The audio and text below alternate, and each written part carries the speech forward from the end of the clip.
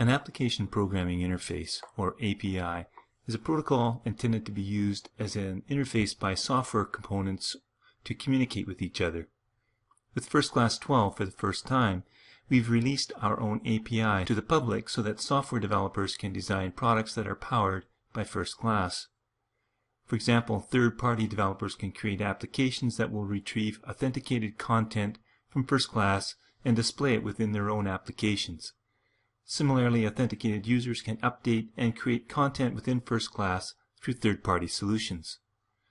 To make the API available to external developers, FirstClass administrators must ensure that their installation of FirstClass Web Services has an entry named default in the fcws.cfg file, the config file. This would typically be the only entry in this file, but some administrators may have multiple entries here if they point their instance of FirstClass Web Services to different FirstClass servers. Note, however, applications using the API will only be able to request responses from the server associated with the default entry.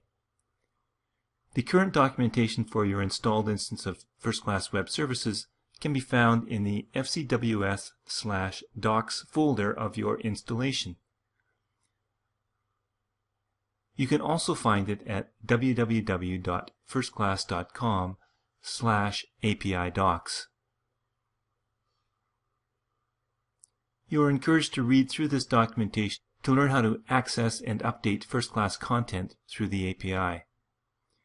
In addition, however, a number of tools and code samples have been built to assist you, and the remaining videos in this series will help you along your way.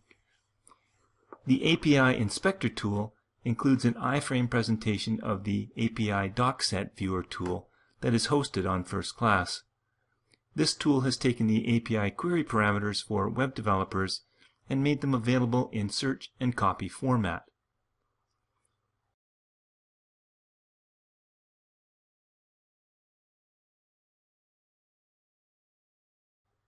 Using the query parameters after a successful login with the API will help you to discover and analyze the server responses.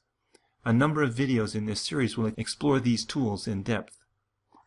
Also, there are a number of other code samples that demonstrate how to request and parse the returned data. An overview of these samples will be given in the last video of this series, and all source code for all examples as well as the API Inspector are available for download.